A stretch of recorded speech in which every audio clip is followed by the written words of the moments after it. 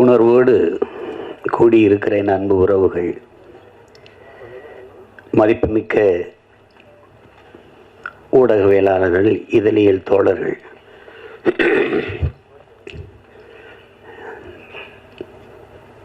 திரைப்படைப்பாளர்கள், கலைஞர்கள், தயாரிப்பாளர்கள் அனைவருக்கும் என்னுடைய அன்பும் வணக்கமும்.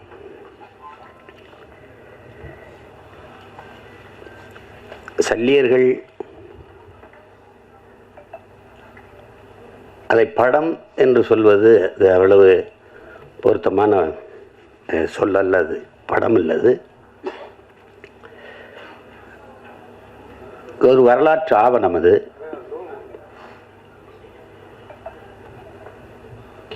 இங்கே பேசிய தம்பி கௌதமன் உட்பட எல்லாருமே குறிப்பிட்டார்கள்.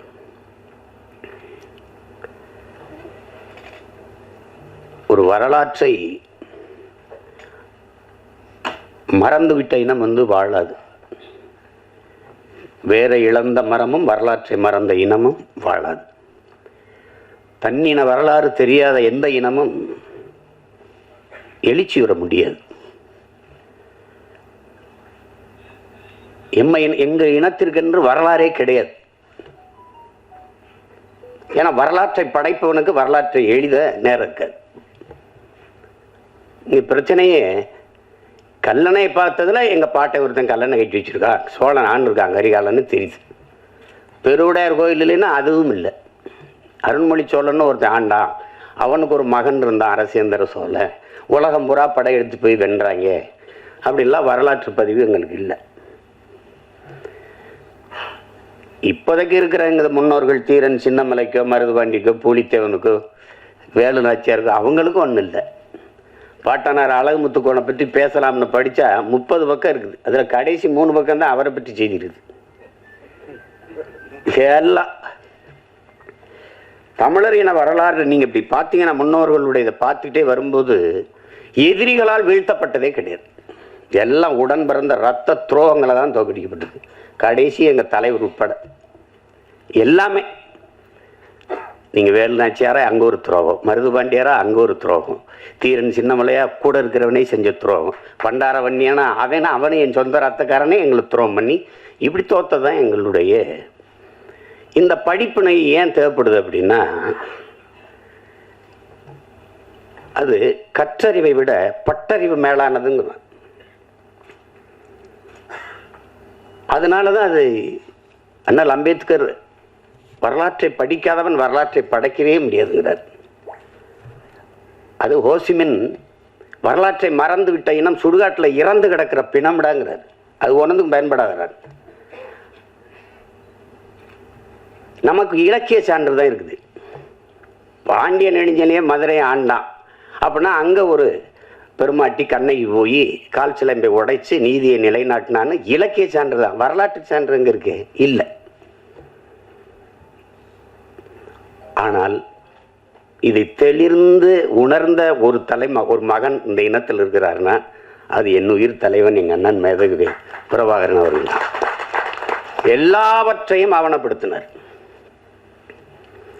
அந்த ஆவணங்கள் பாதுகாப்பாக இல்லைங்கிறது வேற. அது இறுதி போரில் பாதிக்கு மேலே சிதைஞ்சு அழிஞ்சு போச்சு. சில இது பாதுகாக்கப்பட்டிருக்கலாம். இப்போ நீங்கள் உங்களுக்கு ஒரு உதாரணம் சொல்ல பாருங்க. அனுராதபுரத்தை அடிக்கிறார், முடிவு பண்ணிட்டார். 21 போராளிகள் போறாங்க, கரும்புலி மறவர்கள்.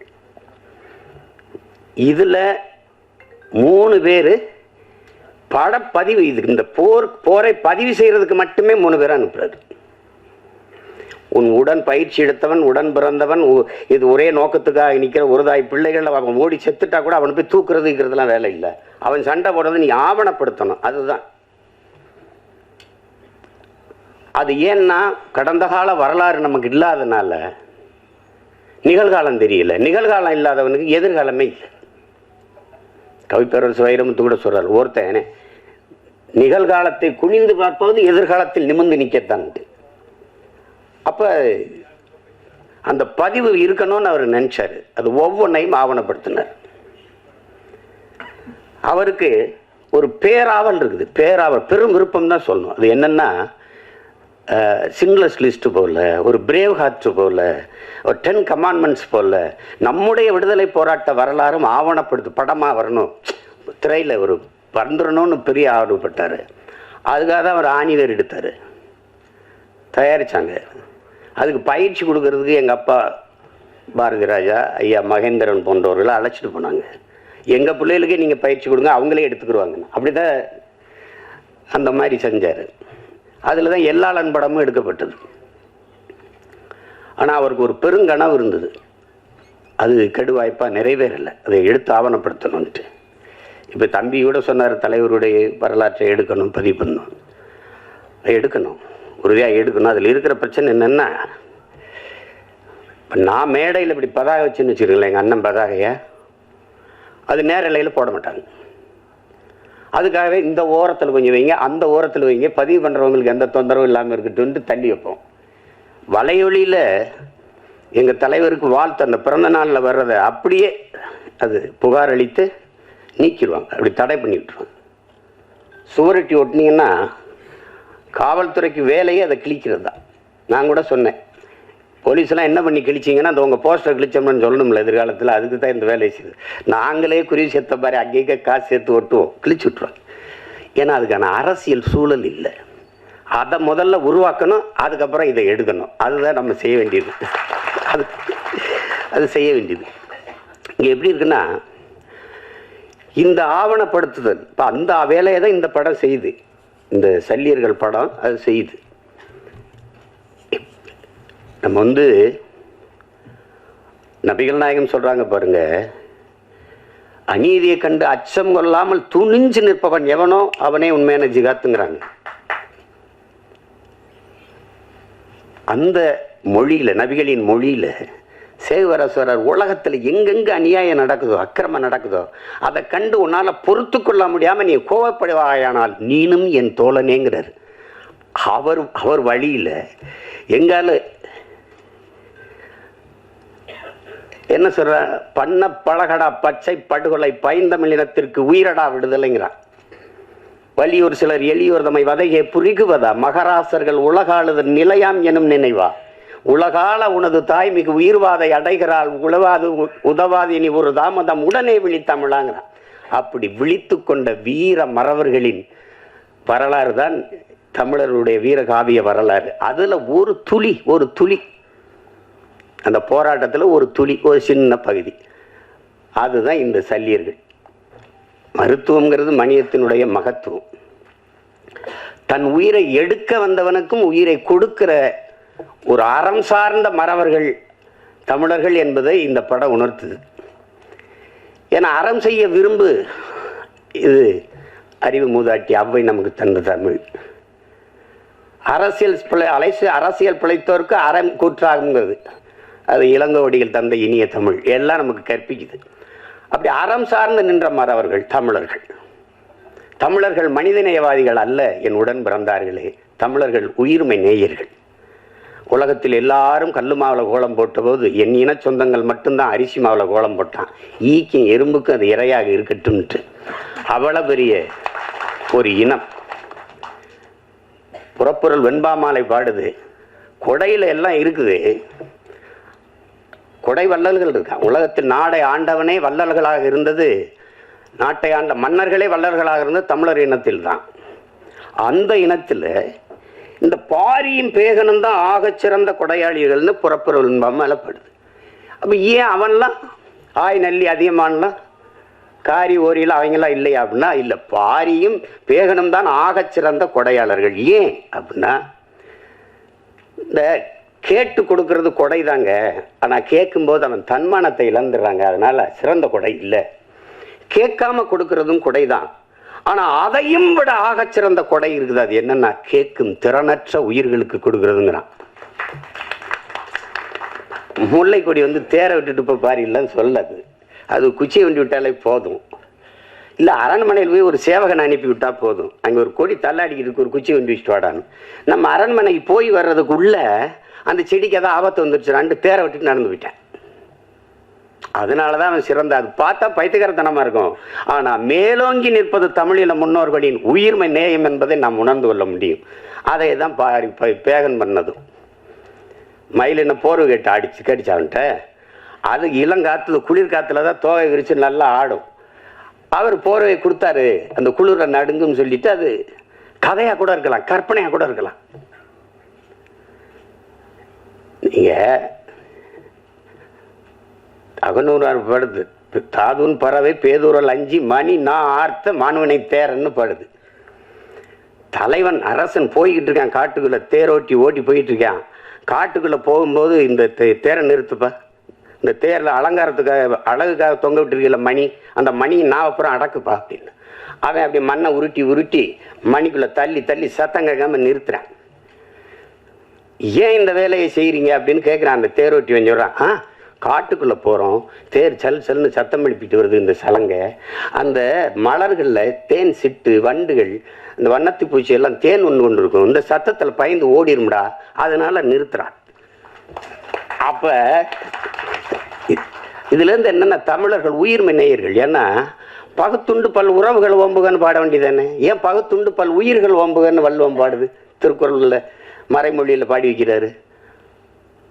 பிறப்பு ஒக்கும் எல்லா மனிதருக்கும் எழுத வேண்டியதானே, பிறப்பு ஒக்கும் எல்லா உயிருக்கும் எழுத வேண்டியது.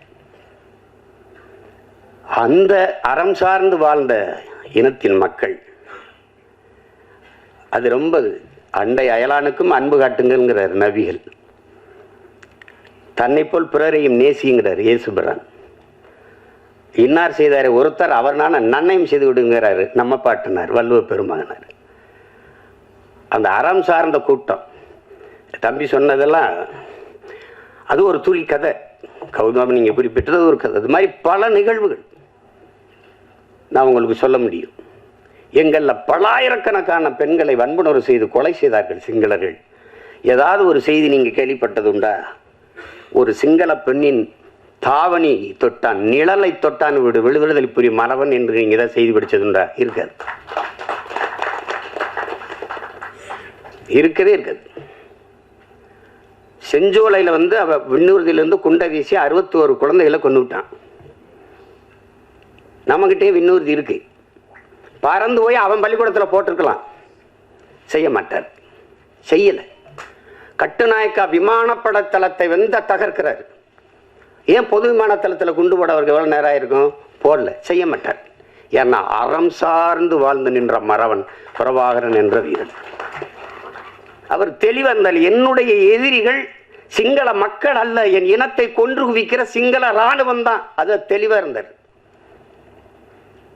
இந்த படம் வந்து பிரம்மாண்டமா எடுக்கப்பட்டிருக்கலாம்னா எடுக்கப்பட்டிருக்கலாம்.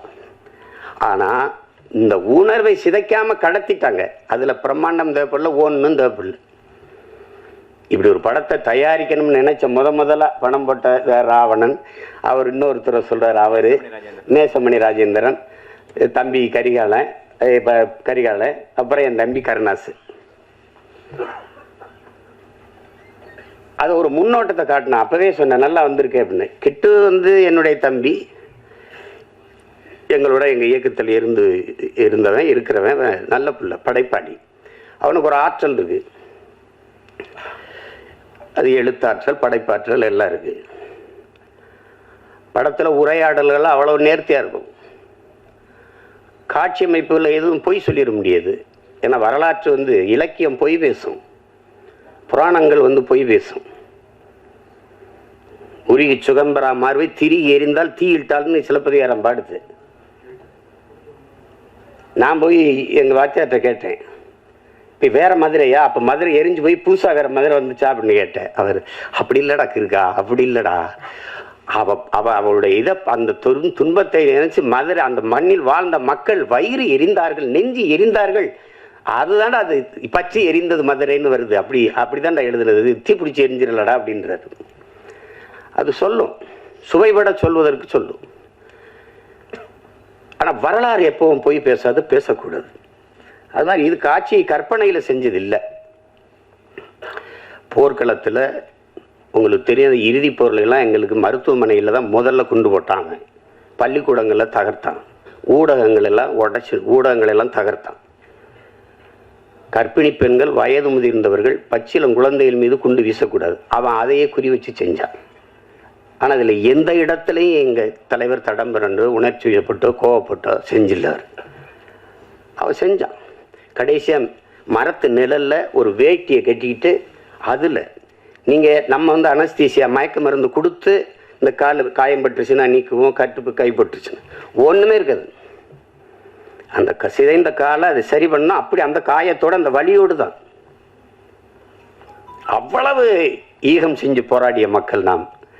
அதை வந்து மறைக்கப்படுதுன்னா எவ்வளோ கஷ்டமாக இருக்கும் பாருங்கள். நீங்கள் ஒரே வார்த்தையில் எங்களை பிரிவினைவாதிகள், தீவிரவாதிகள், செப்பரேட்டிஸ்ட்டு, டெரரிஸ்ட்டுன்னு கடும் கோவம். அங்கே தான் நமக்கு இப்போ வெறுப்பும் கோபமாக வர்றது காரணம் அதுதான்.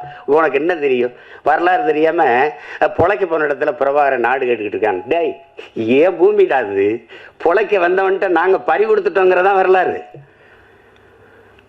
அதுதான் இங்கே பிரச்சனையே அதுதான்.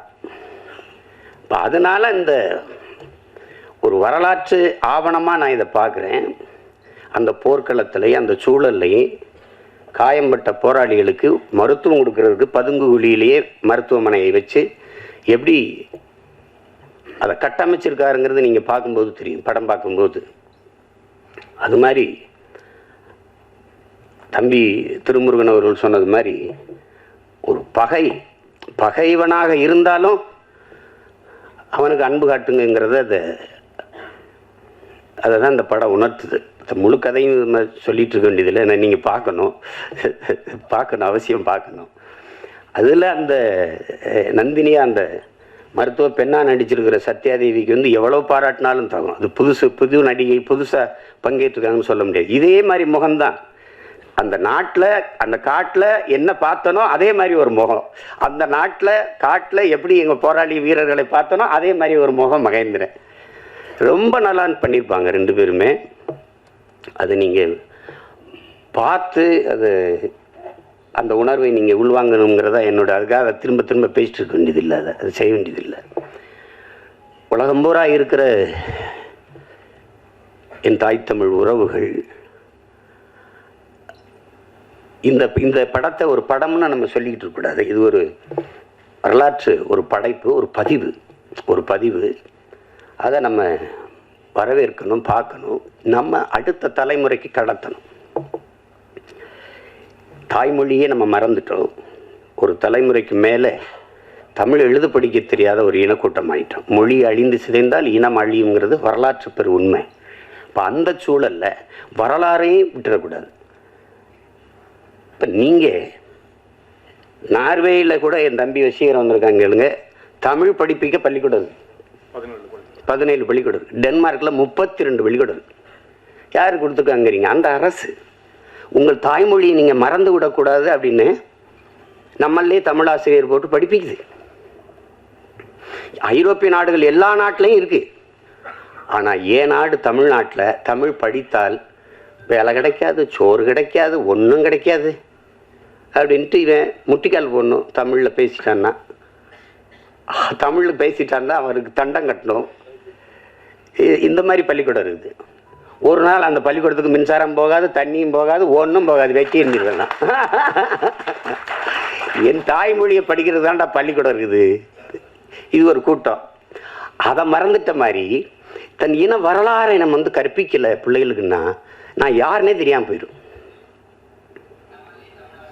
நான் யார் எனக்கு தெரியவே தெரியாது. அப்போ தன்னை மறந்த ஒரு நோயாளி மாதிரி ஆயிடுவேன். அதுதான் நீங்கள் வரலாறு தான் எல்லா உலகில் எல்லா தேசியனங்களுக்கும் வழிகாட்டியிருக்கு. வரலாறு தான். அப்போ அந்த வரலாற்று பதிவு நமக்கு இருக்கணும். இதை படமாக நீங்கள் பார்க்காமல் நம் பிள்ளைகளுக்கு நாம் 2 மணி நேரம் காட்டுற ஒரு பாடம் அப்படின்னு நீங்கள் கொண்டு போய் சேர்க்கணும். எல்லா தமிழர்களும் கொண்டாடுங்க. திரைப்பட ரசிகர்களாக இருக்கிறவர்கள் நீங்களும் பாருங்க, உங்களுக்கும் பிடிக்கும். தம்பி திருமுருகன் சொன்ன மாதிரி நீங்கள் தமிழனாக இருந்தால் 2000 மடங்கு 1000 மடங்கு கூட பிடிக்காது. அது உண்மைதான். அவ்வளவு சிறப்பான படைப்பு. இதில் என்னென்ன பங்கேற்றுக்கிறதெல்லாம் எல்லாம் என் தம்பிகளாக இருக்கிறதுனால ஒரு நெகிழ்ச்சி, நமக்கு மகிழ்ச்சி. அது அளவு கிடந்த மகிழ்ச்சி. கிட்டு அவன் செஞ்சதில் இது ரொம்ப நேர்த்தியான ஒரு இது. பெரிய பொருள் செலவு பண்ண முடியல, பெரிய படைப்பாக எடுக்க முடியலனாலும் அந்த உணர்வை சிதையாமல் கடத்திட்டான். அந்த ஆற்றல் அவனுக்கு அப்போ இருக்குது. குறும்படம் எடுக்கிற காலத்துலேருந்தே செஞ்சிருவான். அதை நல்லா செஞ்சுருக்காரு. அதுக்கு அவருக்கு என்னுடைய பாராட்டு. இசை என்னுடைய மகன் கென்னும் அந்த அவருடைய நண்பர் ஈஸ்வரும் போட்டிருக்காங்க. நான் எடுத்தோன்னே அதான் கேட்டேன். நான் முதல்ல அந்த இதை படிக்கலை. கென்னு தானே யாரா நல்லா அந்த பின்னணி இசையெல்லாம் ரொம்ப நல்லா வந்திருக்கானே, கென் தானே பண்ணியிருக்கான் அப்படின்னு. பாடல்கள்லாம் நல்லா இருக்கும். அதில் கவிப்பேரரசு எழுதுன அந்த பாட்டு இது இது காதல் பாட்டாக இருக்குது. அந்த மண்ணை பற்றி வருகிற பாட்டெல்லாம் ரொம்ப சிறப்பாக இருக்கும், ரொம்ப சிறப்பாக இருக்கும். அதில் கருணாசிரியுடைய அந்த பகுதி இருக்கே, இந்த படத்தின் இதயம் போல் இருக்கும். ஒரு ஒரு மனித உடலில் இதயம் எவ்வளோ முக்கியமோ அது மாதிரி அந்த பகுதி இருக்கும். அது சொல்கிறான் பாருங்க, இவங்களுக்கு முன்னாடி தலையை மட்டும் குனிஞ்சிராதரா, செத்தாலும் பரவாயில்லடா அப்படிதான். அதுதான் அது. எப்படிதான் சேகுவாரா சொல்கிறான் பாருங்க, ஒருத்தன் காலில் விழுந்துதான் வாழ வேண்டும் என்கிற நிலை இருக்குமானா நான் எழுந்து நின்று இறந்து போவேங்கிறான். எங்கால என்ன கற்பிக்கிறாருன்னா, சரணடைந்து வாழ்வதை விட சண்டையிட்டு சாவது மேலானது. அவரு ரொம்ப நேரம்லாம் அவருக்கு பேச வளவளன்னா பேச மாட்டார், சுருக்கமாக பேசுவார். அதுக்கப்புறம் சொல்லுங்க. ஏன்னா அவர் சொல்லுக்கு முன் செயல், அதான் அவர் கோட்பாடு. இந்த செய்யலைன்னா செத்துமடி, செய்யலைன்னா சாகடி, அவ்வளோதான் எங்கள் கோட்பாடு. அதுதான் இல்லைங்க, செய்யலை என்றாலும் செத்துமடி அப்படின்னு. செத்து மடிஞ்சிட்டா அதனால சுருக்கமாக தான் சொல்லுவார், போராடினாலும் சாபம், போராடாவிட்டாலும் சாபம். போராடினால் ஒருவேளை வாழ்வதற்கு வாய்ப்பு இருக்கு, வாடா போராடிட்டு சாவும். அதுதான் இங்கே அவருடைய கோட்பாடு, அவ்வளவுதான். அதுதான் இந்த படம் உணர்த்தும். நீங்க சுதந்திரம்ங்கிற அந்த விடுதலைங்கிற ஒற்றை வார்த்தை எப்படி இருக்கு பாருங்க. அது சொல்றான் பாருங்க, சுதந்திரம் என்ற சொல்லுக்கு அர்த்தம் தெரியாதவனுக்கு கூட சுதந்திரம் தேவைப்படுதுறாங்கிறான். அது புல்லு பூண்டு பூச்சி வண்டு நாய் நரி நத்தை எல்லாத்துக்கும் சுதந்திரம் தேவைப்படுது. அப்படின்னா மான தமிழ் மக்களுக்கு தேவையில்லையா? அது மானம் வீரம் அறம் மூன்றும் உயிரென்று வாழ்ந்த இனத்தின் கூட்டம் தமிழர்கள். நாம் அடிமையாக வாழ்ந்து செத்தம்னு வரலாற்றில் பதிவுறது மாதிரி ஒரு கொடுமை இருக்கா என்ன? அது அப்புறம் கதை, அது அப்புறம் பேசுகிறோம். அதுக்கு இது இடம் இல்லை. அதனால இங்கே வந்திருக்கிற மதிப்புமிக்க ஊடக பெருமக்கள், ஊடகவியலாளர்கள், ரொம்ப பெரிய பெரிய இவங்கெல்லாம் வந்திருக்கிறீங்க. முன்னவர்கள்லாம் என்னுடைய அண்ணன் தானவர்கள், அண்ணன் தேனப்பனவர்கள்லாம் வந்து வாழ்த்தி சென்றிருக்காங்க. இதில் என்னென்னா, நீங்கள் இந்த படத்தை காட்டினாரா இல்லையான்னு தெரியல, ஒரு தடவை நீங்கள் தயவு செய்து பாருங்கள். பார்த்துட்டு அதை நல்லபடியாக கொண்டு போய் சேருங்க. இது எல்லாரும் பார்க்கணும். இப்போ நாங்கள்லாம் வந்து சில படங்களை அயோத்தி பார்த்துட்டு, கடைசி விவசாயி பார்த்துட்டு, அதெல்லாம் வந்து எவ்வளோ வேலை இருந்தாலும் அதை போய் பார்த்தது ஒரு கடமையாக, அதை எப்படியாவது எல்லாரும் பாருங்கள், ஆதரவு கொடுங்க அப்படின்னு சொல்கிறது காரணம் வந்து, இது சிலர் அதை ஒரு பொருட்படுத்தாமல் கடந்து போயிடக்கூடாது. இது இப்போ சித்தான்லாம் ஒரு படம் பார்த்தேன், பார்க்க கூப்பிட்டாங்க, நேரெல்லாம் போயிட்டுது. அன்றைக்கி தான் இது இலக்கியச்சில் பார்த்தேன். நல்லா பண்ணியிருக்கிறாங்க, அருமையான படங்கள்லாம், சின்ன சின்ன படங்கள் நல்லா வருது, பெரிய பொருள் செலவுலாம் இல்லை. இப்போ கூட ஒரு படத்தை சொன்னாங்க, நம்ம மழை வெள்ளத்தில் சரியாக ஓடலை, நான் அதை பார்க்கிங்க ஒரு படம், அது நல்லா இருக்குன்னாங்க. அப்போ அந்த படத்தை பார்க்கணுன்னு நீங்கள் நாங்கள் வீட்டை விட்டு வெளியில் வர முடியல, 4 நாள் தண்ணிக்குள்ளே நடக்கிறோம், அப்புறம் படம் பார்க்குறது. எங்கள் படமே பெரிய படமாகி போயிடுச்சு, அதனால் அது கடினமாயிடுச்சு. இல்லை அந்த மாதிரி போயிடக்கூடாது, கடந்து போயிடக்கூடாது. சல்லியர்கள்னு ஏதோ ஒரு பேர், இது என்ன இப்படி இருக்குது, இப்படி இந்த இதெல்லாம் யாருப்பா இந்த நடிகர்கள்லாம் நினச்சி நீங்கள் இதை தவிர்த்து விட்டு போயிடக்கூடாது மக்கள். அதனால் அவங்க கவனத்தை இழுத்து இதுக்கு ஆதரவு கொடுங்கன்னு சொல்ல வைக்கணும். அதுதான் இதில் முக்கியம். அது உலகம் முழுமைக்கு இருக்கிற என் தமிழ் சொந்தங்கள் வந்து எங்கள் இப்போ இதை உறுதியாக ஆதரித்து பெரிய அளவிற்கு கொண்டு போய் சேர்ப்பார்கள் என்று நான் நம்புகிறேன். அதுக்காக நம்பி வசீகரன் சொன்ன மாதிரி, இங்கே இருக்கிறவங்களாம் சொன்ன மாதிரி நானும் அதுக்கு முழு ஒத்துழைப்பையும் கொடுத்து உதவுவேன். தான் அந்த இது வந்து போய் சேர்க்கணும். எங்கள் பிள்ளைகளுக்கு தெரியணும், குறிப்பாக என் மகனுக்கு தெரியணும்ல, பெரிய பண்ணா யார், நான் மட்டும் மாவீரன் பிரபாகரன் பேரை வச்சுட்டா மட்டும் போதாதுல, அவளுக்கு தெரியணும்ல. அது என் தங்கச்சி வந்து ஆஸ்திரேலியாவிலேருந்து வந்துச்சு, அது வெள்ளைக்கார பொண்ணு, எங்கள் தம்பியை கல்யாணம் பண்ணிடுச்சு, ஈழத்து தம்பியை. அது வந்து பேசுகிறது, அண்ணா பையனுக்கு என்னென்ன பேருன்னா மாவீரன் பிரபாகரன், அண்ணா இமிக்ரேஷன். அது என்னவே விட மாட்டேங்கிறான், அவனை கிட்ட விட போறான். இமிகிரேஷன்ல சிக்கணும், அவ்வளவுதான். ஒன்றும் பண்ண முடியாது. அது அந்த மாதிரி அது தெரியணும். அப்போதான் என் பிள்ளைகளுக்கு யார் அவங்க பெரியப்பார் யாருன்னு தெரியணும், தலைவர்னா யாருன்னு தெரியணும். ஒரு இனம் யார் தலைவனே தெரியாமல் தட்டுக்கிட்டு நிற்கிது, அதான் ஒரு கொடுமை. நான் பெருமைக்கு சொல்லலை என் உடன் பிறந்தார்களே, மதிப்புமிக்க பெருமக்களே. இந்த நாட்டை 4 முறை 5 முறை ஆண்ட நிர்வாக தலைவர்களைப் போல என் தலைவனுக்கு ஒரு 5 ஆண்டு நிர்வாகம் செய்கிற காலம் மட்டும் இருந்திருந்தால் உலகத்தின் தலை சிறந்த வல்லாதிக்க நாடாக எங்கள் தமிழீழ நாட்டை கொண்டு வச்சிருப்பார். சிங்கப்பூர்லாம் சிங்கப்பூரை தாண்டி கொண்டு போயிருப்பார். கடைசி வரை ஒரு கெடு வாய்ப்பு, போர்க்களத்தில் நிற்கிற போராளி தலைவனாக இருக்க வேண்டியதாக ஆயிடுச்சு. விடுதலை அடைந்து ஒரு 5-10 ஆண்டு இருந்திருந்ததுன்னு வச்சுக்கிறோங்க, அவ்வளோதான். எங்கேயோ கொண்டு போய் சேர்த்திருப்பார். அவ்வளவு கனவு வச்சிருந்தார் அவர். 200 ஆண்டுகள் கழித்து என் இனம் எப்படி வாழணுங்கிற ஒரு பெருங்கனவு. ஆல்பர்ட் ஐன்ஸ்டீன் சொல்றான்ல, உலகத்தில் யாராலும் சுமக்க முடியாத பெருங்கனவை நீ சுமந்து நில்லடா, அதான்டா உலகத்தில் எல்லாத்தையும் விட பெரியதுன்றான். அப்படி ஒரு பெருங்கனவை வச்சிருந்தார், தன் இனத்தின் விடுதலைங்கிற ஒரு பெரிய கனவு. அது நிறைவேறல. அவர் பிள்ளைகள் நாங்களாவது அதை நிறைவேற்றணும், அதுக்கு தான் அரும்பாடாட்டி கொண்டிருக்கிறோம். அதில் அவரவர் பங்குக்கு என் தம்பி கருணாஸ் சொல்கிறான்ல, கென்னுக்கு நான் இதை தான் விட்டு போகிறேன், இந்த படத்தை தயாரித்து வைக்கிறது. அது மாதிரி நான் அவனுக்கு பெரியப்பாடே அந்த இதில் நான் அவனை பாராட்டலடா, அதான்டா நான் உனக்கு தர சொத்து அப்படின்னு சொல்ல வேண்டியதுதான். அதில் என் தம்பி கிட்டு எவ்வளோ பாராட்டினாலும் தகும். அது நேர்த்தியாக செஞ்சுருக்கான். சிலது எப்படி செய்கிறன்னு தெரியாது, அதை தொடக்கூடாது, ரொம்ப உணர்வுபூர்வமானது.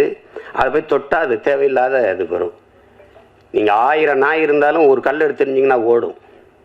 நான் உருவத்தில் சின்னதாக இருக்கிற தேன்கூட்டில் ஒரு கல் எடுத்துருந்தீங்க நீங்கள் தான் ஓடுவீங்க. அது நீங்கள் 1000 பேராக இருந்தாலும் ஓடுவீங்க. அது மாதிரி இது ரொம்ப உணர்வுபூர்வமானது. அதை தொடும்போது கவனமாக தொடணும், இல்லைன்னா சிக்கலாயிரும், அது தேவையில்லாத வந்துடும். அதனால தான் அதை தொடாதீங்க, தொட்டால் கவனமாக செய்யுங்க, எல்லாம் தெரிஞ்சுக்கிட்டு செய்யுங்க அப்படின்னு நம்ம சொல்கிறது காரணம். அதனால் கவனமாக அந்த விடுதலை போராட்ட வீரர்களை பெருமைப்படுத்துகிற மாதிரி, எங்களுடைய மருத்துவ பிள்ளைகளை பெருமைப்படுத்துகிற மாதிரி இந்த பதிவை என்னுடைய தம்பிகள் கருணாசன் கிட்டுவும் செஞ்சிட்டாங்கங்கிறதுல எனக்கு பெருமை. ஒளிப்பதிவாளர் சிவி சதாசிவா, அந்த கலை இயக்குனர் முஜிபுர் ரஹ்மான் எல்லாருமே நல்லா பண்ணியிருக்காங்க. அப்புறம் அந்த சண்டையெல்லாம் வடிவமைச்சது யாரான்னு கேட்டேன். அவர் பேர் பிரபாகரன்னா. அப்போ நல்லா தானே வடிவமைப்பு அது இருக்கும். அதனால தான் அது சொல்கிறேன். வீரராஜ் பத்தாக்குறைக்கு அது எல்லாமே சிறப்பாக அமைஞ்சிருக்கு. நீங்கள் பார்த்துட்டு நீங்கள் பேராதரவு கொடுங்க. உலகம் முழுமைக்கும் வாழுகிற என் அன்பு தமிழ் சொந்தங்கள், தாயகத்திலே வாழுகிற தமிழ் உறவுகள் எல்லாரும் இதற்கு முடிந்தவரை இந்த படத்தை பார்த்து உங்களுடைய ஆதரவையும் அன்பையும் அதுக்கு காட்டுங்கள். மற்றபடி படம் வென்ற பிறகு மறுபடியும் ஒரு விழா வச்சு நம்ம மறுபடியும் சந்திப்போம். என்னடா தம்பி? உங்கள் அனைவருக்கும் என்னுடைய அன்பும் வணக்கமும். நன்றி. சகோதரர் சீமான், அன்பிற்குரிய தம்பி இயக்குனர் கிட்டு, அன்பிற்குரிய நண்பர் கருணாஸ் உள்ளிட்ட என் திரைப்பட குடும்பத்தினர் சூழ்ந்திருக்கிற அனைத்து உறவுகளுக்கும் என்னுடைய அன்பான மாலை வணக்கம். சல்லியர்கள் திரைப்படமாகறதுக்கு முன்பே தம்பி கிட்டு அவர்கள் என்னிடம் அந்த கதையை சொன்னாங்க. காரணம், மேதகு படைப்பு எனக்கு ரொம்ப பிடிச்சிருந்தது. சல்லியர்கள் சொன்னதுக்கு 2 காரணம். ஒன்று, கதையை சொல்லணும் அப்படிங்கிறது பகிர்ந்துக்கணும்னு. 2வது, என்னுடைய மகன் தமிழ் கௌதமன் இந்த படத்தில் சல்லியரில் நாயகனாக நடிக்கிறதா இருந்தது. ஆனால் இன்னொரு படத்துக்கு முடி நிறையா விட்டதுனால இது உடனடியாக படப்பிடிப்பு போகணும், முடியை ஒட்ட வெட்டணும் அப்படிங்கிறதுனால அது பண்ண முடியாமல் போயிடுச்சு. அப்பொழுதே ஒரு பெரும் சிலிர்ப்பை இந்த கதையாக கேட்கும்போதே எனக்குள்ள ஒரு பெரிய தாக்கத்தை ஏற்படுத்துச்சு. திரைப்படைப்பாக இதை பார்க்கணும்னு நண்பர் கருணாஸ் அவர்களும் கிட்டு அவர்களும் சொன்னபோது பொன்ராம் அவர்களும் நானும் தான் பார்த்தோம். உண்மையிலே செகண்ட் ஹாஃப் பார்த்து முடித்த உடனே ரெண்டு பேர் மட்டும்தான் பார்த்தோம். ஒரு கனத்த மனநிலை அதிலிருந்து நீங்கிறதுக்கு ரொம்ப நேரம் ஆயிடுச்சு. காரணம், தொழில்நுட்ப கலைஞர்களுடைய நேர்த்தியான அந்த உழைப்பு, குறிப்பாக அந்த படத்தில் நடித்த நடிகர்களுடைய அந்த நடிப்பு, செம்பியனாக நடித்த தம்பியாக இருக்கட்டும், திருமுருகனாக இருக்கட்டும், அதில் இந்த பொண்ணு கதாநாயகியாக நடிச்சிருக்கு. அது ஏதோ டிக்டாக் பண்ணிக்கிட்டு இருந்தோம் தஞ்சாவூரில். ஒரு பேயை போல நடிச்சிருக்கு இந்த படத்தில். அந்த கதாபாத்திரத்தை, அந்த பெண்ணை தாண்டி யாருமே, எந்த ஒரு தேர்ந்த நடிகை கூட, நான் யாரையும் குறைச்சி மதிப்பிடலை, இன்னைக்கு திரையுலகத்தில் இருக்கிற எந்த ஒரு நடிகையாக இருந்தாலும் அந்த நடிப்பை கொடுத்துருக்க முடியுமாங்கிறது ஒரு பெரிய ஒரு சவாலான விஷயமாக தான் நான் பார்க்குறேன். அப்படி அந்த பிள்ளை மனசை அப்படியே உறைய வச்சிருச்சு, கலங்க கூட இல்லை, உறைய வச்சிருச்சு.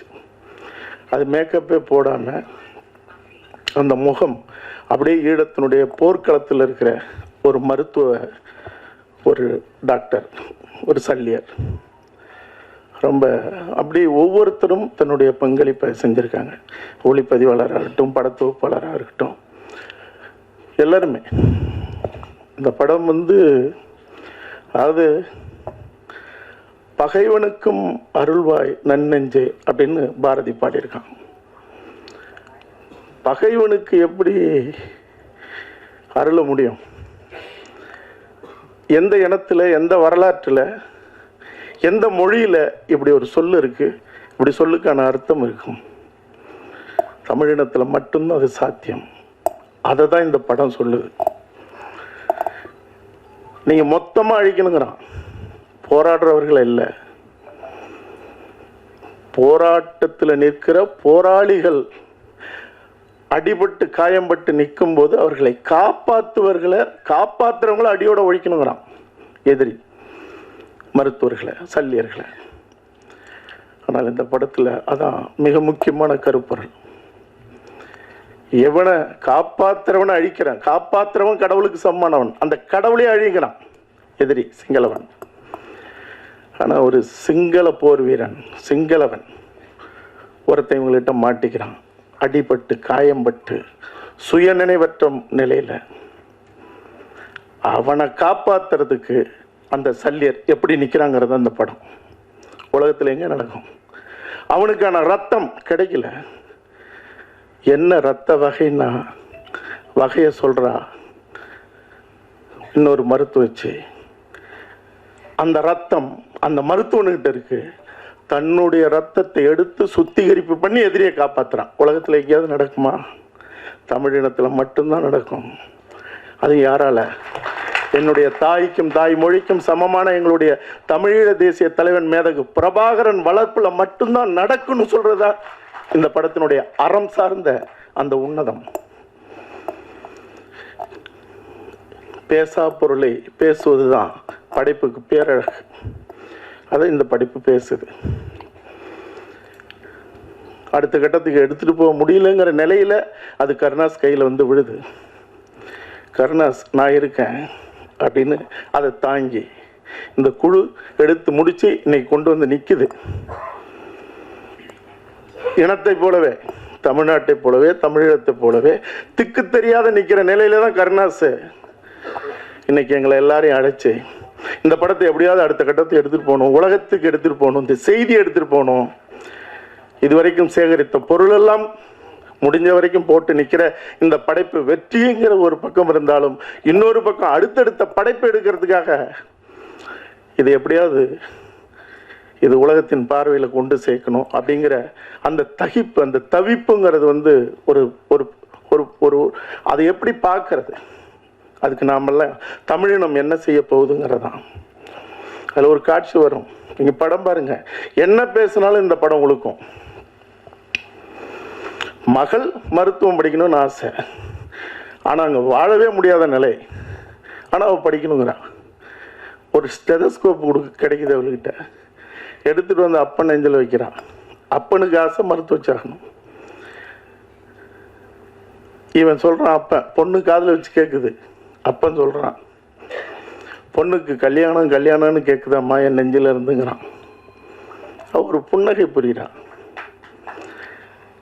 பதிலுக்கு அப்பா நீங்கள் காதில் வைங்கிறான்.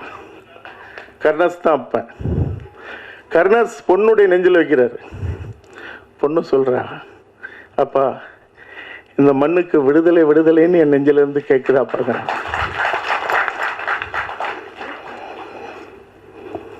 படைப்பும் வாழ்க்கையும் வீரமும் அறமும் செழித்த இந்த இனம் திக்கு தெரியாமல் நின்றுட்டு இருக்கு. ஒரே ஒரு நிகழ்வு மட்டும் சொல்லி நான் விடை பண்ணணும்னு நினைக்கிறேன். அதாவது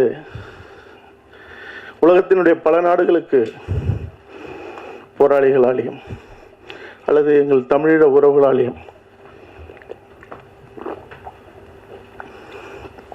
அழைக்கப்பட்டு போராட்ட காலத்துக்கு மட்டும் இல்லை, ஐநா சபையில் 3 முறை நான் பேசினது, என் படைப்பு ஆவணப்படம் அங்கே திரையிடப்பட்டது. இப்படி ஓடுன அந்த காலகட்டங்கள்லாம்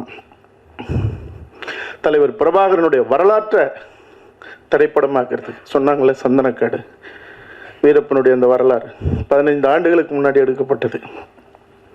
இன்னைக்கும் பேசப்படும் பொருளாக மட்டும் இல்லை, பரபரப்பாக மட்டும் இல்லை, திகிலாவும் அது கடந்துகிட்டு இருக்கு. ஆனால் அன்னைக்கே சொல்ல வேண்டிய அத்தனையும் சமரசம் இல்லாத, எவனுக்கும் கவலைப்படாம அதிகார வர்க்கங்களை அடிச்சு நொறுக்கி எரிச்சு சாம்பலாக்குற அளவுக்கு படைப்பை செஞ்சாச்சு. ஆனால் இன்னமும் பொய்யும் பித்தலாட்டத்தோடு சேர்ந்து வீரப்பனை பற்றின செய்திகள் உள்ளா வந்துகிட்டே இருக்கு, படைப்புகள் வந்துகிட்டே இருக்கு. செய்யறவங்க செய்யட்டும். ஆனால் இன்னும் பாதிக்கப்பட்டு நிற்கிற அந்த மக்களுக்கு ஒரு தீர்வை, ஒரு நீதியை, மனமும் உடலும் புண்பட்டு கிடக்கிற அவர்களுக்கு ஒரு தீர்வு கொடுக்க இங்கே யாருக்கும் அருகதையும் இல்லை, நேர்மையும் இல்லை, அரசாங்கம் உட்பட. ஆக அப்படிப்பட்ட நிலையில் அந்த சந்தனக்காடு எடுத்ததே வீரம் செறிந்த எங்கள் ஈழத்தின் விடுதலை போராட்டத்தை படைப்பு செய்யறதுக்கான ஒரு ஒத்திகையாக தான் எடுத்தேன். அதை நேர்த்தி எடுத்தேன். வரும் சந்தனக்காடு வந்தது போலவே இந்த உலகத்தை உழுக்க உழுக்க, இந்த உலகம் அதிர அதிர, உலக மாந்தர்கள் தலகுனிய தலகுனிய வன்னிக்காடு ஒரு நாள் வரும். அதை செய்யாம நான் தலை செய்ய மாட்டேன். அதுக்காக ஓடின ஓட்டத்தில் ஒரு சிலருக்கு அந்த சம்பவம் தெரிஞ்சிருக்கலாம். அதாவது பல கொடூரங்களை அரங்கேற்றின ஒரு சிங்கள போர் வீரன், அவன் ஒரு நாள் அகப்பட்டுக்கிறான். யாருக்கிட்ட? புலி போராளிகள் கிட்ட. அவனை சிங்களவன்கிட்ட கிடைச்சா சிதைச்சு கொண்டு வருவான். இங்க புலி போராளிகளிடம் கிடைச்சிட்டா முறைப்படி அவனுக்கான விசாரணை, புலிகளுடைய நீதிமன்றம், அதுக்கப்புறம் அவனுக்கான தண்டனை. அதுல எந்த சமரசமும் இல்லை. அப்படி ஒரு கொடூரமான சிங்கள வீரனை பிடிச்சு சிறையில் வச்சு விசாரணை நடந்துகிட்டு இருக்கு. ஒருவேளை சிங்கள சிறையில் தமிழன் இருந்தா அங்க ஒரு தமிழிச்சு போய் அவனை பார்க்க முடியாது, சாமானியனா இருந்தாலும் புலி வீரனா இருந்தாலும். ஆனால் தமிழர் புலிகளுடைய சிறையில் இருந்தா ஒரு சிங்கள பெண்ணா இருக்கட்டும், தாயா இருக்கட்டும், குடும்பத்தில் எந்த உறவா இருந்தாலும் வந்து பார்க்கலாம். அப்படி சிறையில் அடைக்கப்பட்ட அந்த சிங்கள வீரனை அவனுடைய இளம் மனைவி, காதல் மனைவி, 6 மாதம் ஆச்சு கைது செஞ்சு பார்க்க வரா. ஒரு காதல் மனைவி, இளம் மனைவி, எவ்வளோ ஆசை இருக்கும். இவன் கொடூரமானவன், மாட்டிக்கிட்டான், வெளியே வருவானா வரமாட்டானா, ஆனால் பார்க்கிற நாள் அன்னைக்கு வரா, பார்க்குறான். ஆனால் மாலை 5 மணிக்கு கடைசி பேருந்து.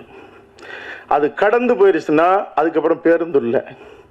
சிங்கள பகுதிகளில் அடைப்பு, அந்தாண்ட போக முடியாது. பார்த்துட்டு போனவ தன் கணவன் தனக்கு கிடைப்பானா கிடைக்க மாட்டான்னு ஏதோ ஒரு மரத்தடியில் உட்காந்து அழுதவ பேருந்தை தவற விட்டுறான்.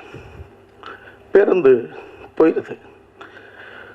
இப்போ ரோந்து போன புலிகள் கண் பார்வையில் பட்டுறான். என்னன்னு தவிச்சு போகிறாங்க. எப்படி நீங்கள் இருந்த, ஏன்னா அது குற்றம், ஏன் பார்க்காம விட்டோம் அப்படின்னு. அவ போயிருக்கணும், போகலை, என்ன செய்யறது? வெறும் ஆண்கள் மட்டுமே இருக்கிற சிறை பகுதி அது. நீங்கள் அதை தாண்டி போனால் இந்தாண்ட சிங்கள தடுப்பு அல்லது செக் போஸ்ட், அந்தாண்ட பெண்கள் பகுதி தூரத்தில் இருக்கு. இரவு நெருங்குது, எப்படி வச்சிருக்கிறது? தலைவர் வரைக்கும் செய்தி போகுது. ஒரு பெண், சிங்கள பெண் செய்தி போகும்போது என்ன பண்ணுறது? அவளை, ஒரு பெண்ணை எப்படி வச்சிருக்கிறது? ஆண்கள் மட்டுமே இருக்கிற ஒரு இடத்துல தலைவர் சொல்றாரு, சரி அந்த பெண்ணுக்கு பாதுகாப்பு தேவை. அந்த பெண்ணுக்கு பாதுகாப்பு தேவைன்னா ஒரே வழி, அவள் கணவன் அருகில் இருக்கிறது மட்டும்தான். கணவனோடு இரவு தங்க வைத்து அதிகாலையில் பத்திரமா அனுப்பி வைங்கிறார். இருக்கிறா, அனுப்பி வச்சிடுறாங்க, போயிடுறா. போனதுக்கு அப்புறம் தான் அவளுக்கு பிரச்சனை. தன்னுடைய சொந்த மாமனார், மாமியார், பெற்றவர்கள், சுற்றம், உறவு அத்தனையும் ஒரு 3 மாதத்தில் அவளை சொல்ல முடியாத அளவுக்கு துன்பத்துக்கு ஆளாக்குது. அவ கர்ப்பிணியா இருக்கா. எல்லா உறவுகளும், அவளுடைய ரத்த உறவுகள், சிங்கள உறவுகள் எல்லாருமா சேர்ந்து கருவை கலைக்க சொல்றாங்க, களங்கம் உண்டாக்குறாங்க. எங்கேயோ போய் நீ தப்பு செஞ்சுட்டு வந்திருக்க, என் பிள்ளைக்கு துரோகம் பண்ணியிருக்க, நீ வாழ தகுதியற்றவ. ஆனா அவளுக்கு மட்டும்தான் தெரியும். இப்ப எவ்வளவு சொல்றா, யாரை நம்ப சொல்ற? எந்த அரசாங்கம், எந்த இனத்துல இது நடக்கும்? யாரு உன்னை தங்க வச்சிருப்பா? நாங்க நம்ப மாட்டோம்ன்றாங்க. அவ அடிச்சுக்கிறா, அழுவுறா. ஒண்ணு அவ சாகணும், ஆனால் அவ சாக விரும்பல. தன் பிள்ளைய அழிக்கணும், அழிக்க விரும்பல. காரணம், ஒருவேளை அவன் போனாலும் கூட அந்த பிள்ளைய வளர்த்து தன் கணவனாக அல்லது தன்னுடைய நம்பிக்கையாக அல்லது அவனுக்காக மீதம் இருக்கிற வாழ்க்கையை வாழணும்னு அவ கங்கணம் கட்டுறா. ஒரு முடிவோட வரா, எழுதி அனுப்புறா, மனுவை கொடுக்குறா, நேரடியாக கொடுக்குறா போராளிகள்கிட்ட. இப்படி நான் தங்கும்போது இப்படி ஆச்சு, இப்போ என்னை களங்கப்படுத்துறாங்க, நான் என்ன செய்யறதுன்னு கேட்குறேன். சட்டம், புலிகள் சட்டம், நீதிமன்றம் என்ன சொல்லும்? அவன் கொடூரமான குற்றவாளி. சட்டம் நிராகரிக்குது. தீர்ப்பு நாள் வயிறு சரிஞ்சு உட்கார்ந்துருக்கா கலக்கத்தோட அந்த சிங்கள பெண். தீர்ப்பு வருது, அதிகபட்சமான உச்சபட்சமான தண்டனை. கதறி அழுவுறா. 5 மணி நெருங்க போகுது, பேருந்து போயிடணும். இப்ப கவனமா இருக்காங்க, தங்கிட்டா சிக்கல். சொல்றாங்க, எந்திரிச்சு போமா, புறப்படு, பேருந்து நிற்குது. இனிமே எதிர்காலமே இல்லை, பிள்ளைக்கும் இல்லை, அவளுக்கும் இல்லை. தன் வாழ்க்கை அப்படியே நடந்து போறா, தளர்ந்து போறா. அப்படி போயிட்டு இருக்கும்போது பேருந்து நெருங்குறா. ஒரு புலி, பெண் போராளி புலியினுடைய குரல் கேட்குது. அவள் பெயரை சொல்லி நில்லுன்னு கத்துறாங்க. அவன் நின்று திரும்பி பார்க்குறான், இனிமே என்னன்னு. ஓடி வந்த பெண் போராளி, புலி போராளி சொல்றா, உன் கணவனுக்கு கொடுக்கப்பட்ட மரண தண்டனை செய்தி எங்கள் தலைவருக்கு தெரிவிக்கப்பட்டது. ஒரு தமிழ் பெண்ணாக இருந்தாலோ அல்லது சிங்கள பெண்ணாக இருந்தாலோ பெண் என்பவள் பெண் தான். அவள் எந்த பெண்ணாக இருந்தாலும் அவளுடைய கற்போ அவளோ களங்கப்பட்டுடக்கூடாது. அவன் எவ்வளவு பெரிய தவறு செஞ்சிருந்தாலும் அவனை விடுதலை செய்து உடனடியாக அந்த பெண்ணோடு அனுப்புங்கள்னு எங்க தலைவர் உத்தரவிட்டிருக்காரு. 1 நிமிடம் நெல்லு வந்துருவார். அவளுக்கு நம்புறதா நம்ப முடியாதுன்னு தெரியல. தளர்ச்சியாகி அப்படி நிற்கிறா. உண்மைதான். நான் கொஞ்ச நேரத்தில் அவனை கூட்டிகிட்டு வராங்க மரியாதையோட. அவன் பக்கத்தில் நிற்கிறான். அந்த பெண் போராளியை பார்த்து அவன் கேட்குறான், உங்கள் தலைவர் இருக்கிற திசை எதுங்கிறான். கையை காட்டுறாங்க. பார்க்குறா. இங்கே இருக்கிற பெண்ணுக்கு மட்டும் இல்லை, எங்களை போன்ற சிங்கள பெண்களுக்கும் உங்கள் தலைவர் அண்ணன் தான். என் அண்ணன் இருக்கிற திசையை பார்த்து நான் வணங்கிக்கிறேன்னு அந்த சரிந்த வயிறோடு கீழே படுத்து விழுந்து வணங்கி கும்பிட்டுருக்கா. இப்ப சொல்லுங்க, உலகத்துல எந்த இனத்திலேயாவது, எந்த மொழியிலேயாவது, எந்த வரலாற்றிலேயாவது இந்த உலகம் தோன்றின காலத்துல இருந்து இப்படி ஒரு நிகழ்வு நடந்திருக்குமா? அதாவது தமிழ் போராளிகள், புலிகள் கிடைத்தால் அவனை கொன்று அவனுடைய இதை சொல்லித்தான் ஆகணும், அவனுடைய ஆணுறுப்பை அறுத்து அந்த புனிதமான அந்த போராளியினுடைய வாயில் திணித்து அனுப்புன எத்தனையோ நிகழ்வுகள், சிங்கள அட்டுழியங்கள் நடந்திருக்கு. இது உலகம் முழுக்க வாழ்கிற எங்களுடைய தமிழினத்துக்கு மட்டும், தமிழினத்தின் இளைய தலைமுறைக்கு மட்டும் சொல்லல. ஏதோ ஒரு வகையில எவன் கட்டளையிட்டு அடித்து அடித்து எங்கள் தமிழர் நிலத்தை, தமிழீழத்தை அழித்து எங்கள் தமிழ் மக்களை கொன்று குவித்து இன்னைக்கு உலகம் வேடிக்கை பார்க்க பார்க்க ஒரு திட்டமிட்ட இன அழிப்பை செய்தானோ அந்த ராஜபக்ஷ கூட்டம், அந்த கூட்டத்தை, அந்த இனத்துல பிறந்த அந்த இனத்தின் இளைய தலைமுறை அடிச்சு துரத்துனதோடு மட்டும் இல்ல, அவன் கோட்டையை கொளுத்தி அந்த ராஜபக்ஷ கூட்டம் ஓடி ஒளிஞ்ச இடம் திருவோணமலையில் இருந்த தமிழர் பகுதி. அந்த சிங்கள இளைய தலைமுறைக்கும் நான் சொல்றேன், நீங்க இன்னும் காலம் கடக்க கடக்க தமிழின தலைவர் அப்படிங்கிறது தான் அண்ணன் பிரபாகரன் அவர்களுக்கான பெயராக இருக்குது. ஆனால் நான் சொல்றேன், இந்த மானுடத்திற்கான தலைவர் மேதகு பிரபாகரன் சொல்லுகிற காலம் விரைவில் வரும். கிட்டு அவர்களுடைய படைப்பாக இருக்கட்டும், நான் செய்ய போகிற படைப்பாக இருக்கட்டும், இன்னும் எண்ணற்ற எங்களுடைய தலைமுறைகள் செய்கிற படைப்பாக இருக்கட்டும், ஒவ்வொரு படைப்பும் இந்த உலகத்தை உழுக்கிற காலம் வெகு தூரத்தில் இல்லை. இந்த படைப்பை தமிழினம் உச்சி முகர்ந்து கொண்டாடணும். கடைசியாக இறுதியாக ஒரு செய்தி, இன்னைக்கு உலகம் முழுக்க தகுச்சிட்டு இருக்கிற ஒரு பெரும் விவாதத்துக்கு உண்டான ஒரு செய்தி உங்க எல்லாருக்குமே தெரியும். அதுல ஒரு குறிப்பிட்ட சதவீதத்தினர் முன்னாடி, தமிழர்கள் முன்னாடி என்னையும் குற்றவாளியாக நிலைநிறுத்துகிற ஒரு சூழல் இன்னைக்கு நடந்துகிட்டு இருக்கு. எனக்கு அதை பற்றி கவலை இல்லை. என் தந்தையினுடைய வரலாறு ஒரு சிலருக்கு தெரியும். தோழர் தமிழரசன் புலவர் கலியபெருமாளுடைய உயிர் நண்பர், தன்னுடைய மூச்சு இருக்கிற வரைக்கும் இந்த மண்ணுக்காக போராடினவர். யுத்தம் நடந்து 14 ஆண்டுகள் ஆயிடுச்சு. சண்டை போட்டவன், கொன்னு குமிச்சவன், சிங்களவன் ஒற்றுமையாக இருக்கிறான். சாகடிக்கப்பட்ட கூட்டம், சிதறி உலகம் முழுக்க ஓடின கூட்டம் இன்னும் இன்னும் சிதறி சிதறி பகை வளர்த்து நிற்குது தனக்குள்ளகவே. எத்தனை எத்தனை ஆவணப்படங்கள், 20க்கும் மேற்பட்ட ஆவணப்படங்கள், எத்தனை ஓட்டம், எவ்வளவு போராட்டம், எவ்வளவு வழக்கு, என்னை போன்றவர்கள் எத்தனை. இந்த தகிப்போட தாங்க முடியாத ஒரு நிலையில தான் என்கிட்ட சொல்லப்பட்டது, நான் பேசியது என்கிட்ட சொல்லப்பட்ட நிலையில தான் நான் சொன்னேன். துவராக அவர்கள் 27ஆம் தேதி மாவீரர் தின உரை நிகழ்த்துகிறார்னு சொன்னேன். 27ஆம் தேதி நடந்தது. அது உயர் தொழில்நுட்பம்னாங்க, இல்லைன்ட்டாங்க. அது போன்ற ஒரு பெண் சுவிஸில் இருக்குன்னாங்க, நெருங்கிட்டு வந்தாங்க, நெருங்கல. இப்பவும் நான் சொல்றேன், யாருக்கும் நான் வக்காலத்து வாங்க மாட்டேன். திரும்ப அவங்க வரப்போறாங்க, வந்தே தீர்வாங்க. வரும்போது அவங்க பின்னாடி நில்லுங்க. வந்தா நின்றுதான் ஆகணும். வரும்போது வலிமைப்படுத்த வேண்டியது தமிழர்களுடைய கடமை. வரவில்லை என்றால், வரும் என்று சொன்ன கூட்டம் யாராக இருந்தாலும் போலியான கூட்டம், அவர்கள் தமிழ் இனத்தால் புறந்தள்ளப்படணும். நானாக இருந்தாலும். நான் சொன்னதுக்கு காரணம் என்னன்னா, அடிபட்டம் ஒன்னா இருக்கான், அடிபட்டு சிதஞ்சவன் சிதறிட்டே இருக்கான். ஏதாவது ஒண்ணு தெரியணும். வர்றவங்க உண்மையா திரையில தோன்றவங்க தரையில வந்தே ஆகணும். வரலையா 6 மாசத்திற்கு பிறகு நானே அறிவிப்பேன். எதிர்த்து நிற்க வேண்டிய சூழல் இருந்தால் எவராக இருந்தாலும் எதிர்த்து நிற்பேன். நான் மட்டும் இல்ல, தமிழனா பிறந்த எவனா இருந்தாலும் எதிர்த்து நிற்கணும். பொய்யை உண்மையாக்குகிற ஒரு சூழலை ஒருபோதும் தமிழினம் இனிமே அனுமதிக்க கூடாது. அதனால திரும்பவும் சொல்றேன், உலக தமிழர்கள்ட்ட சொல்றேன், அதாவது எல்லா இடத்துலையும் சத்தியம் இருக்கு, உண்மை இருக்கு. வைரமுத்தவர்கள் கூட சொன்னார், சத்தியம் பேசுகிற இந்த படைப்பு, சத்தியமும் உண்மையும் உலகத்தில் எல்லா இடத்துலையும் இருக்கு. ஆனா அறம் தமிழர்கள்ட்ட மட்டும்தான் இருக்கு. அந்த அறம் வென்றே ஆகணும்.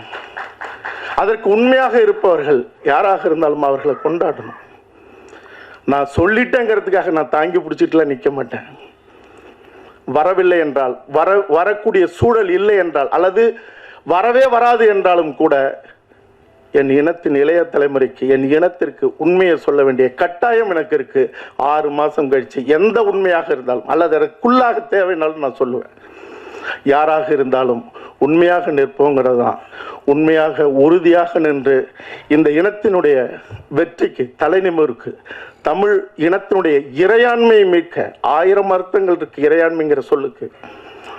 உலகத்துக்கே வழிகாட்டின இனம் வழி சுமந்து வழி தெரியாத நிற்கிற நிலையில தான் இன்னைக்கு இந்த போராட்ட களங்கள்லாம், சல்லியர்கள் போன்ற படைப்புகள்லாம் இன்னும் இன்னும் செய்ய போகிற, அது போராட்ட களமாக இருந்தாலும் திரைக்களங்களாக இருந்தாலும் நாம் செய்யணுங்கிறது மட்டும் இல்லை, ஒன்றாக நிற்கணும், உறுதியாக நிற்கணும்னு உரிமையோடு கேட்டுக்கிட்டு, சல்லியர்கள் வெற்றியை தமிழர்கள் அனைவரும் உறுதி செய்ய வேண்டும் என்று கேட்டுக்கொண்டு விடைபெறுகிறேன். நன்றி, வணக்கம். எல்லோருக்கும் வணக்கம். நிறைய படம் நடித்தாலும் இந்த படம் எனக்கு ரொம்ப மனதுக்கு ரொம்ப நிறைவான படம். தம்பி கிட்டுவோட ஆரம்பத்தில் இருக்கிற அவன் குறும்படத்தில் நான் தான் நடித்தேன். அப்புறம் அந்த மேதகுல நான் நடிக்க முடியல. ஆனால் கிட்டு வந்து ஒரு பெரிய படைப்பாளியாகவும் அவன் தமிழ் சமூகத்துக்கு ரொம்ப முக்கியமான ஆள். அவனை எப்படியாவது தமிழ் திரையுள்ள கொண்டு வரணுங்கிறது எனக்கு என்னோட பெரிய விருப்பம். அதுக்காக அப்படி செஞ்சோம். மேதகு பெரிய வெற்றி பெற்றது. சல்லியர்கள் வந்து அதோட பெருசாக வெற்றி பெறும். சல்லியர்கள் வந்து ஒரு யுத்த களத்தில் நடக்கிற ஒரு படம். ஆனால் அது பார்வையாளனுக்கு வந்து ஒரு ஹீரோ வில்லன் படம் தான். ஒரு பக்கா என்டர்டெயின்மெண்ட் படம். நல்ல காதல் இருக்குது. ஒரு அரக்க கூட்டத்துக்கும் ஒரு அறத்தோடு நிற்கிற கூட்டத்துக்கும் இடையில் நடக்கிற யுத்தத்தில் நடக்கிறதான் கதை. நீங்கள் வெகுஜன ரசிகராக இருந்தால் உங்களுக்கு 100% இந்த படம் பிடிக்கும். நீங்கள் தமிழ் உணர்வாளர்களாக இருந்தால் 1000 முறை உங்களுக்கு பிடிக்கும். அவ்வளோ சிறந்த படைப்பு. அந்த படத்தை நான் நடிச்சிருக்கிறேன், அந்த தம்பிகள் நடிச்சிருக்காங்க, எல்லாம் நல்லா பண்ணியிருக்காங்க. இந்த படைப்பை ஒரு பெரிய படைப்பாக கொண்டாந்து சேர்க்கறதுக்கு மிக முக்கியமான காரணம் வந்து கண்ணாசனம் தான். இந்த திரையுலகில் அவர் ஆரம்ப காலகட்டத்திலிருந்து நிறையா முயற்சிகள் எடுத்திருக்கிறாரு. அவர் நிறையா வெற்றிகளையும் தோல்விகளையும் மாற்றி மாற்றி பார்த்தவர். ஆனால் இந்த படத்துக்கு தோல் கொடுத்து நிற்கிறது அவரோட இன உணர்வையும் காட்டுது. இந்த படம் நிச்சயமாக அவருக்கு ஒரு பெரிய வெற்றி படமாக இருக்கும்னு நான் நம்புகிறேன். இந்த படத்துக்கு மேடையில் இருக்கிற எல்லாரும் என்னோட நிறையா பல காலகட்டங்களில் நான் பயணிச்சிருக்கிறேன். அதில் எங்கள் அண்ணன் சீமானன் வந்து இந்த விழாவில் இருக்கிற மேடையில் நானும் இருக்கிறத வந்து ரொம்ப பெருமையாக கதறுதுறேன். இன்றைக்கி எனக்கு பிறந்த நாளும் கூட. இந்த படத்துக்கு கிடைக்கிற வாழ்த்தை எனக்கு கிடைக்கிற வாழ்த்தாவே நினைக்கிறேன். ஏன்னா உண்மையிலேயே நிறைவான படம். இந்த படத்தில் உலகத்தமிழர்கள் எல்லாரும் ஒன்று கூடி இந்த மாதிரி படைப்புகளை நீங்கள் வெற்றி பெற வச்சிங்கன்னா, ஏன் நம்ம ஊரில் ஒரு இன்னசென்ட் வாய்ஸ் இல்லை, ஏன் நம்ம ஊரில் ஒரு ஹோட்டல் ரவாண்டா இல்லை அப்படின்னு நல்ல உலக படங்கள் பார்க்குற, யுத்த களத்தில் நடந்த படங்களை பார்க்குற எல்லாருக்கும் ஒரு ஏக்கம் இருக்கும். அந்த படத்தை முதலாக ஈழத்தமிழ் பிரச்சனையை கையாண்ட படங்களில் இந்த படம் தான் இதுவரைக்குமான வந்த படங்களில் ஆகச்சிறந்த படமாக இருக்கும். இதை நான் அதிகபட்ச இதில் உணர்ச்சி வசப்பட்டு அப்படியெல்லாம் நான் நடித்த படம்னு சொல்லலை. நான் ஒரு ரசிகனாக சொல்கிறேன், இந்த படம் அந்த தரத்தில் இருக்குது. நன்றி, வணக்கம்.